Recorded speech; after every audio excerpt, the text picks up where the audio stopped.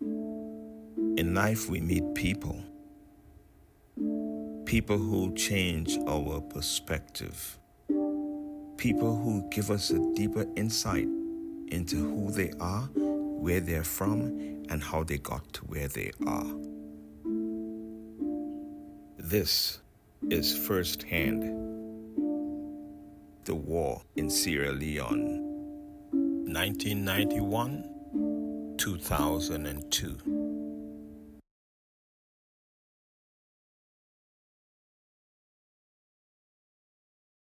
My name is Roland Barnes from Sierra Leone, West Africa. I am going to give a brief rundown on how the war got into Sierra Leone from Liberia to Charles Taylor. United Nations used my country, Sierra Leone, as a buffer zone. They used to take off with their warplanes from Sierra Leone to go bombard Liberia while the war was going on in Liberia. It did not go down well with Charles Taylor, so he proclaimed someday Sierra Leone was going to taste the bitterness of war. One day, Charles Taylor and his rebels went right across my border in the eastern part of the country, the border between Sierra Leone and Liberia. The soldiers I had there, I couldn't call them soldiers. I'm going to call them Boy Scouts, because the rebels just overran them and came right across into our country. The war started right there in the eastern part of the country, and during the course of 10 years, it went right across to the city.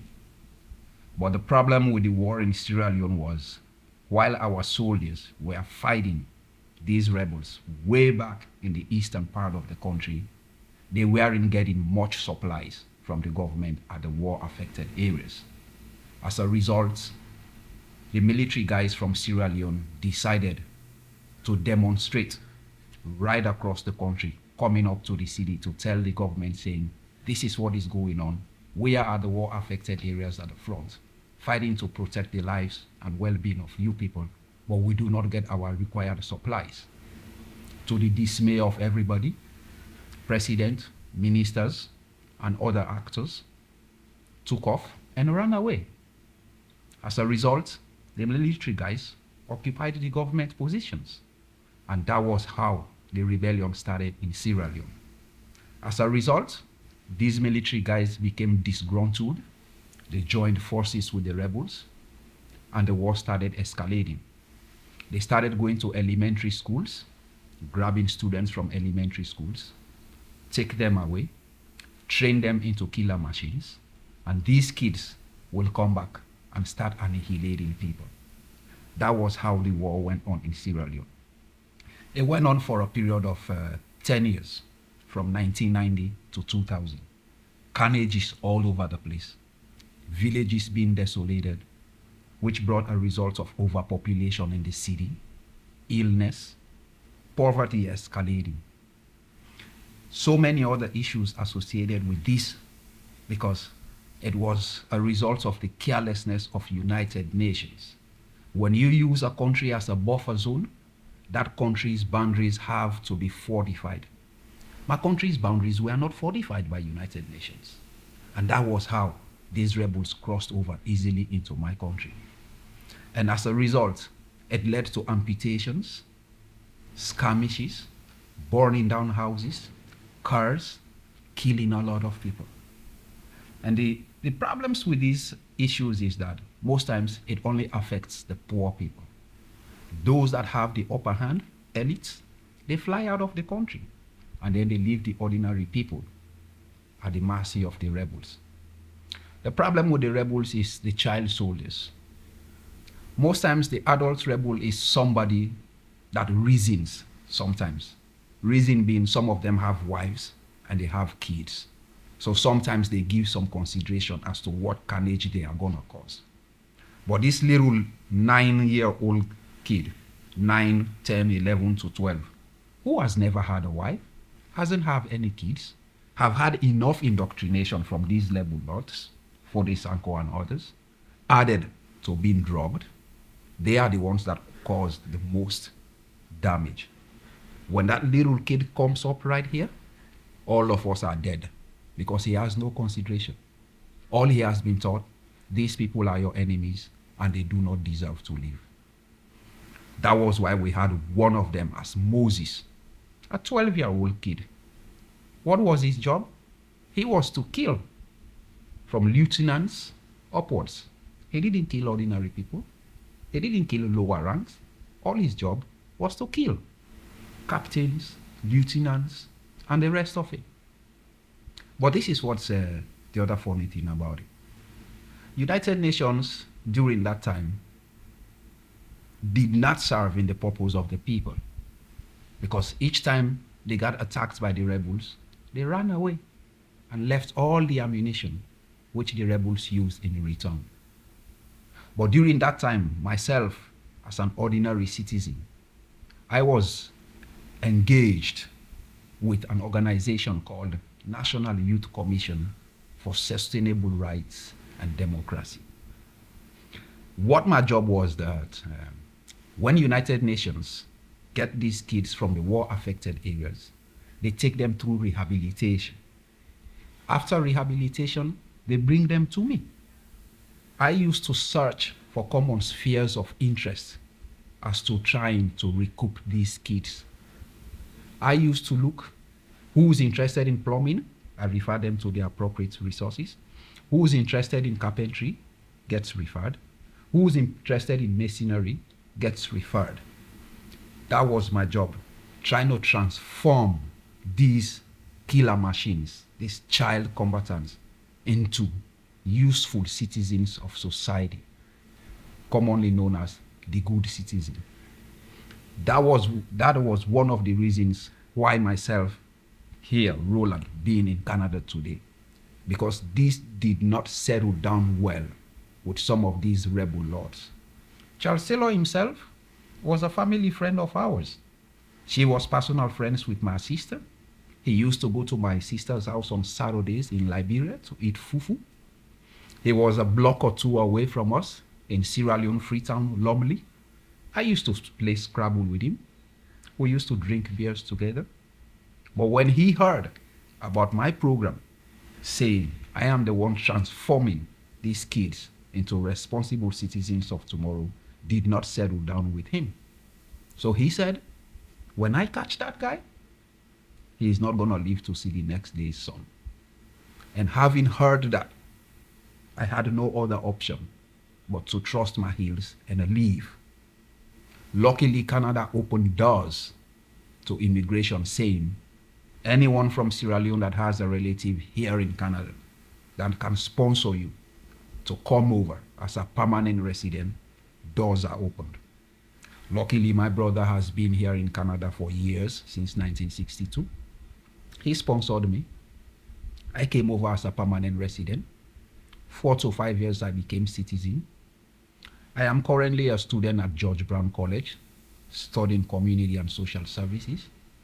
And that is because I have received so much since coming to this country, and I want to give back as a token of appreciation. But going back to Sierra Leone, it wasn't a good experience at all. And that is the reason because United Nations was at fault. The only reason the war ended in my country is because one British soldier was shot. At the war front, the soldier was trying to protect a woman. Unbeknown to the soldier, this woman was part of the rebels. She took out a gun and shot the British soldier. That was the only time the Western world paid attention to what was going on in Sierra Leone. Because the whole time, the Western world was not interested, especially Canada, Quebec. They were only interested in buying the blood diamonds.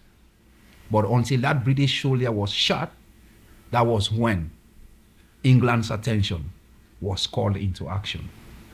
And that's when they organized an operation called Operation Sas Barras. They attacked the main rebel base, which was on a hill called Okra Hill. It is a slippery hill. It is on the highway between the city and upcountry. That's exactly where the rebels were based. Any vehicles leaving the city, going upcountry, taking produce across, food and other stuff, Those vehicles were hijacked, looted, burned, citizens taken away to be added to their rebel forces, and the war continued. But when that one British soldier was shot, it rang a bell to the Western world. And this is how the war was funded. Before the war, Liberia used to send 250 diamonds per year. But during the war, when the rebels capture you, they take you down the swamps. You mine diamonds for them under gunpoint. They grab the diamonds. Helicopters fly from Liberia straight into remote areas of Sierra Leone, grab the diamonds from Sierra Leone, straight to Liberia, from Liberia to France, from France to Ukraine. In return, Ukraine sends arms and ammunition from Ukraine to France, to Liberia, and then to Sierra Leone. That's how the war was funded. So many people made a lot of money out of these blood diamonds at the detriment of poor people. So, with that one British soldier being shot, that was how the war ended. That was in 2000. Sierra Leoneans, we do not forget it. It was on the 6th of January 2000. We call it J6. That's the code name. That was when the rebels ran down the hills. Because my country is surrounded by mountains, and the country is right there beneath at the bottom of the mountains. The rebels were camped all over the hills. On that day, they just ran down. Sierra Leoneans, we call it, they rained down like mannas from heaven because they were all over the place. Death rate for that day was like 5,000 people. The hospital cannot handle it. Mortuary couldn't handle it. The whole country was a skirmish. A lineup of cars burned all over the place. The city was on lockdown. Nobody can come in, nobody couldn't leave. Because the highway leading to the city from Waterloo to Freetown, which is the capital city, that 20-mile stretch was full of bodies. And after that operation at Okra Hill, which is called Operation Sas Barras, the British rained down at 5 o'clock in the morning. It was springtime, June, July. That's the peak of the rainy season in Sierra Leone, West Africa. The rebel lords were sleeping. In a period of 3 months, there have been reconnaissance helicopters taking photos, graphic maps of the area. So they dropped down on them, like we see in movies, coming down the helicopters. Killed a whole bunch of them and arrested the one rebel leader. Calais was his last name. And could you imagine? This guy was a cripple. Calais, the rebel boss, was a cripple. So he was arrested. The rest of them were killed. The river ran red for a whole week. The city was on lockdown. Nobody could go in. Nobody could come out. Fode Sanko himself was arrested. Fode Sanko was just a corporal in the military. And what was his job? He was the photographer in the military. When people get recruited, he took photos for IDs and other purposes. He said the government owed him a few bucks years ago. He got disgruntled. He joined the rebels and he became boss. He was the second after Charles Taylor because Charles Taylor was not in Sierra Leone during this time. Charles Taylor was still in Liberia. So it was Fode Sanko and the disgruntled government that took over after the elected government trusted their heels when the soldiers came in just to demonstrate, saying, we are not getting our supplies at the fronts. This is African politics. You go to my country, majority of these people don't even have passports. They cannot leave. Only the elite. There is a stark antagonism between the elite and the oppressed in my country, which still exists till present day. And that was what happened during the war. It was the ordinary people that felt the bitterness of the war, as Charles Taylor promised. It wasn't the rich. It wasn't the politicians. It wasn't the elites. Students, they were targets because the university was right there where the rebels camped. The university is up at the hill. It is called Frobe College. That's where they started, and they just ran down straight into the country. Till now I am talking to you, there are relics of the war. There are still houses that haven't been put up. The city is overcrowded. Reason being, these people that have been living up country, because the war started in the east, as it is usually said, just as the sun rises from the east, so trouble comes from the east. Because that is the border between Sierra Leone and Liberia. It's in the east, Kenema. It took them 10 years to come right across to the city. The whole time, the Western world didn't pay any attention to it. They were like, those are Africans just killing themselves. They're fighting over diamonds. That wasn't the issue. It wasn't our choice with the ordinary citizens. It was imposed on us. And a whole bunch of us cannot run away. Reason being, we are tied. No way to escape. But the fact that United Nations did not fortify my country, that was my issue of concern. I am happy to be in Canada today. We do forgive, but we do not forget. Because Quebec was one of the huge buyers of those blood diamonds. Even though they knew these diamonds were not real clean diamonds. People were being coerced to mine these diamonds. And these diamonds were shipped across to sponsor the war. Irrespective of that fact, Western nations did buy these diamonds. India was another one. India bought a whole bunch of those diamonds. So these were partial supporters of the war. By you buying that diamond, you put in money into the coffers of these warlords to go annihilate poor people. Mm-hmm. It's the same case with Ebola going on in my country right now. Mm-hmm. This is not the first case of Ebola. The first case in Canada was in 1973. Canada had a vaccine for this. But we're talking about neoliberalism here, where government prioritizes profit instead of human want.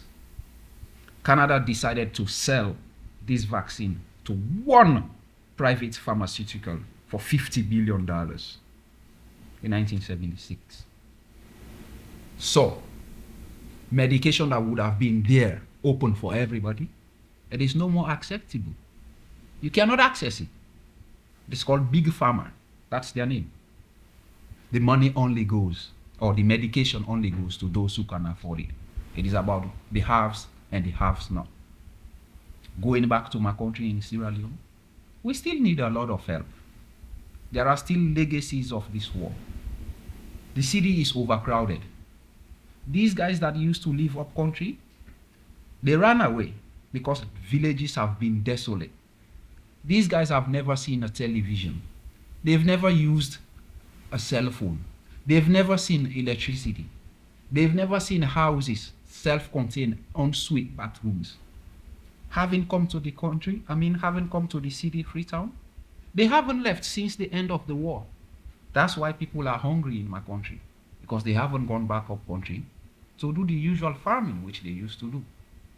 Now they prefer to stay in the city. But these are just some of the hardships of war. Fode Sanko, who was the rebel leader, representative of Charles Taylor in Sierra Leone, he got captured after Operation Sas Barras by the British. He was sent to maximum prison in Sierra Leone. We call it Pademba Road. He died there. Charles Taylor is not dead yet. He is in La Hague. He went through his trial. He got charged. And that's where he's going to spend the rest of his life, behind bars. So these are some of my experiences with the war in Sierra Leone. For sure, my assignment was very challenging, having to deal with these child combatants. Because the unreasonable part of the rebels was, they will promote a 9-year-old kid to the rank of a mayor or a lieutenant or whatever. They will bring that little kid to you and tell him, this is our commander, or this is our lieutenant. Out of nature, you, the adult individual, you will be amazed to look at that kid, say, is this for real? Are you the captain? Are you the lieutenant? That gaze was called overlooking by the rebels. The penalty was two choices. It was called 6 million ways to die. Choose one. You are going to be forced to choose one way to die, and they are going to physically kill you that way. Or the other ultimatum was break his coconut, which meant a shot into the head or put him to permanent sleep. The other aspect of it was Calais himself, his wife. My country has a lot of beautiful women.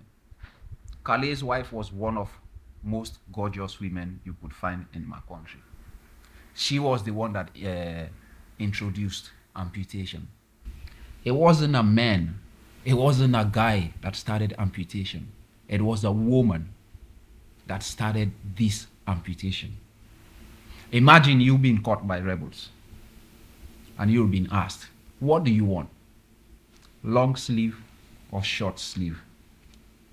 You have no options. You are going to make a choice and you are going to get amputated by your choice. You can either choose long sleeve or you can choose short sleeve. You go to my country right now, there is a lot of amputees. These are living legacies of the war.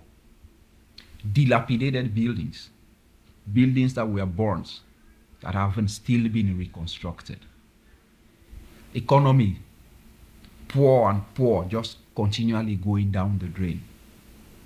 We need a lot of help from the Western world.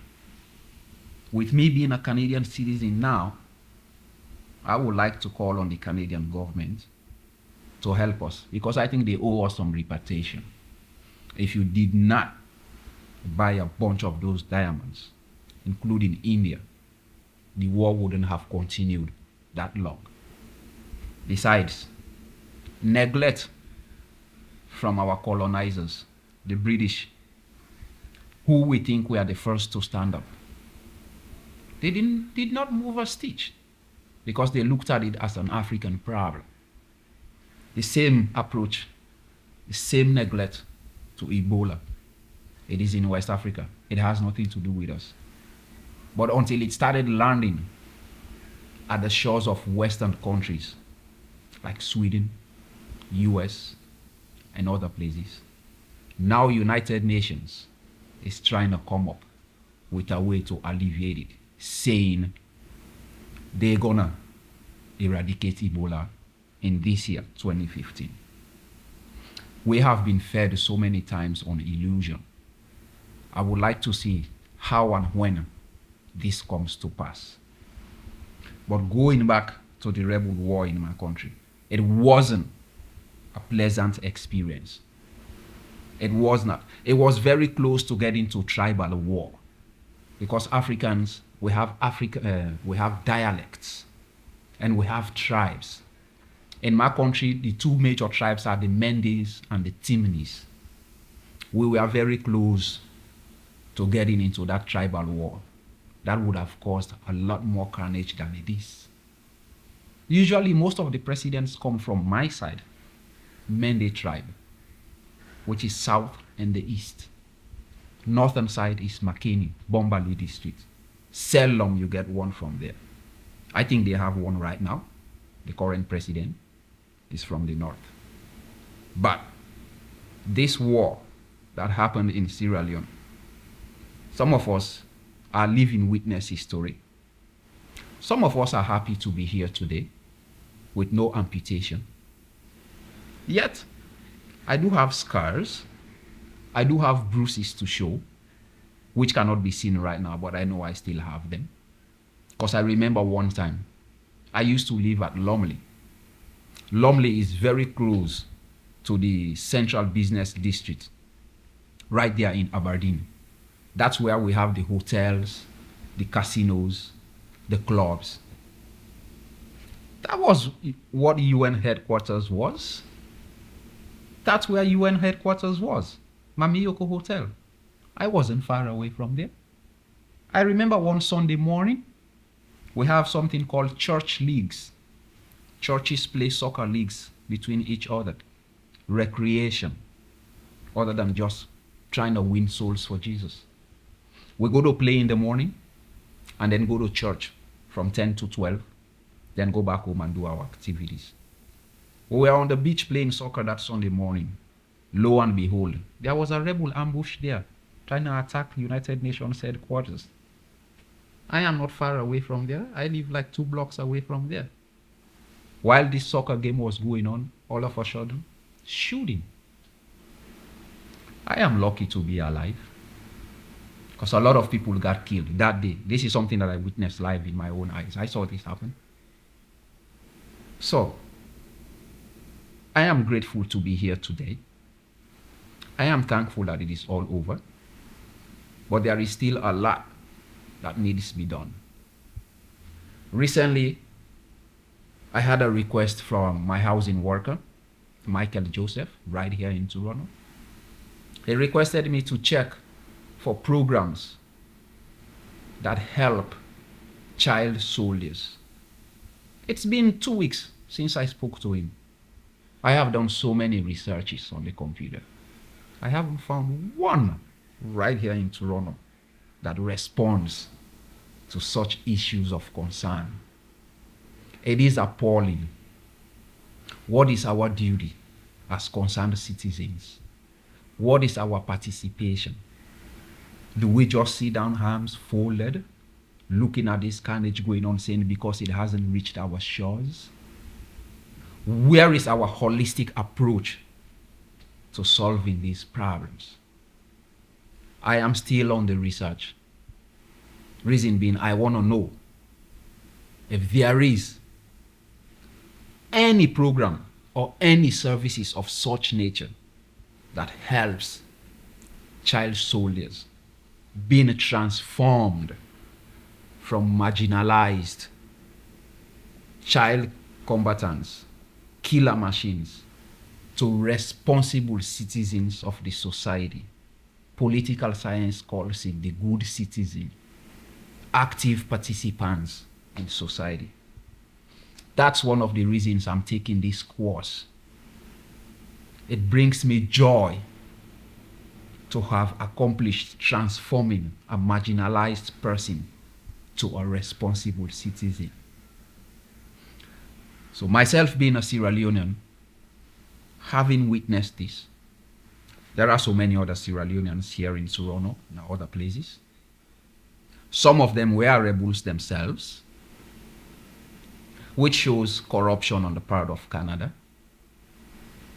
During that transition, leaving Sierra Leone, coming to Canada, the truth did not get a lot of people here. You have to tell them lies or stories. Some people said they were what? Political victims. Others said they were targets. People gave a lot of stories just to qualify to come here. And Canada did buy into those stories. Myself, I see some of these guys around. I see some of them that I knew. They had AK-47s. They went around. They killed people. I don't know much about guns. But trust me, an AK-47, I know it. That's the gun that is rampant all over the world. Everybody else knows it. That is one of my projects I do right here at my placement at Alexander Park Community Center. I am an advocate, strong advocate against anti-gun violence amongst our youth. And sometimes my project is I give them lived experience. I mentor them as to what I have experienced. Here we have a lot, so many resources to be tapped into. Yet people do not seem to recognize how much we have. Leave Canada, go down the shores to Africa and see how satisfied, how happy people are out of the very little that they have, even though we do not seem to recognize what we have here.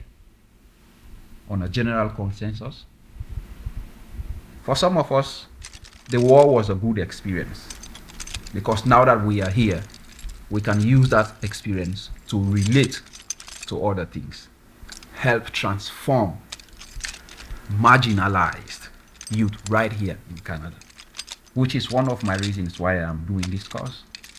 It is my token of appreciation to the Canadian society, because one powerful gift I have received here is that Canadian passport, which I use to travel all around.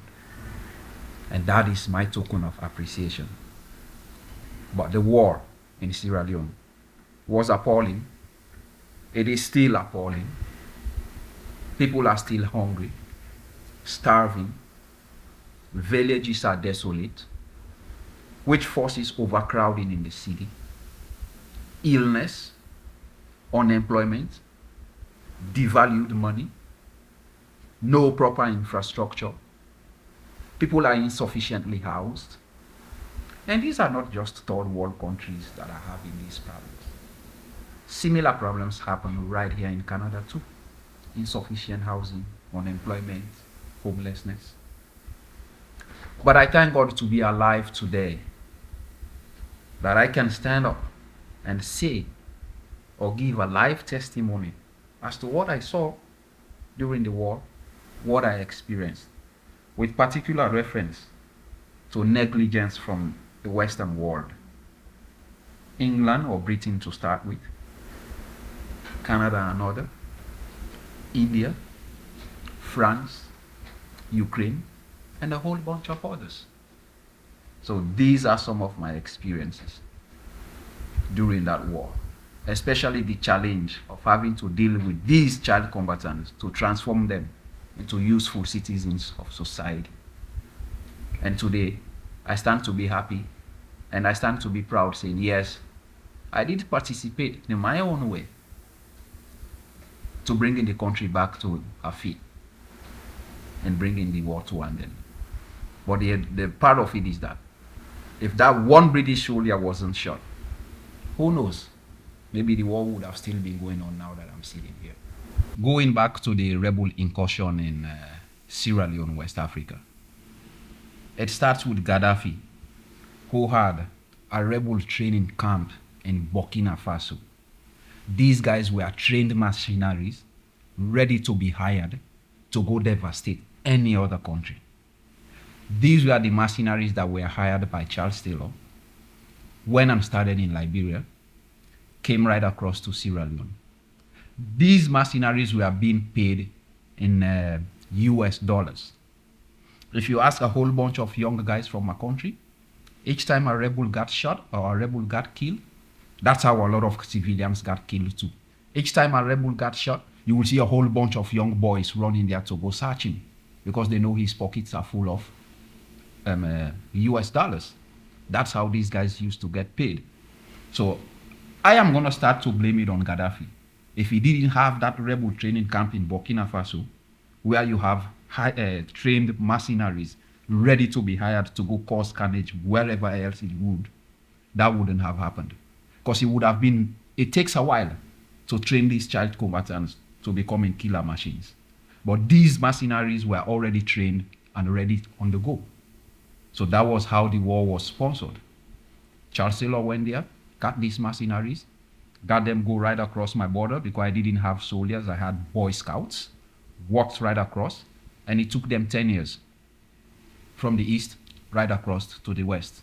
And that was how the war went, because these rebels were being paid in US dollars, while our soldiers from Sierra Leone were being paid by Sierra Leonean loans. The equivalent to $1 Canadian here is 3,000 leones in my country. See how huge the difference is? My economy is devalued. Those are relics of war. But those are just some of the harsh realities of how this rebel incursion came on. And that's how it went.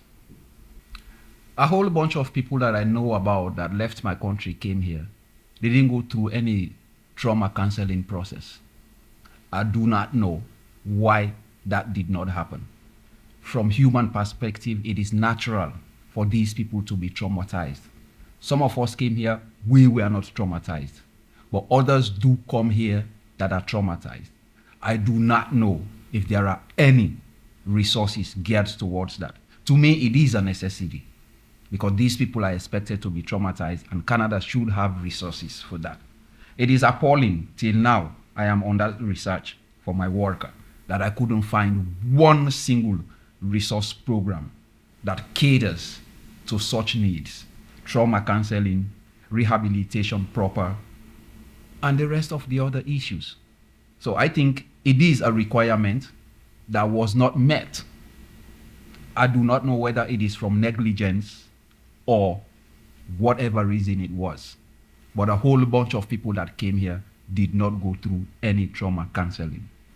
Having gone through all these hurdles with my current enrollment with George Brown, I would like to further studies in relation to this project, which requires funding through education so we can introduce or adopt programs that will cater to these people. But that requires funding down the road and government support, because these programs cannot thrive or they cannot survive without government recognition. That is going to be my overall holistic approach to this program. Continue with my education, get qualified, get prepared, equipped to handle these programs, and then introduce programs or resources that will cater for these people, because currently there is none that I find available as I am still sitting here.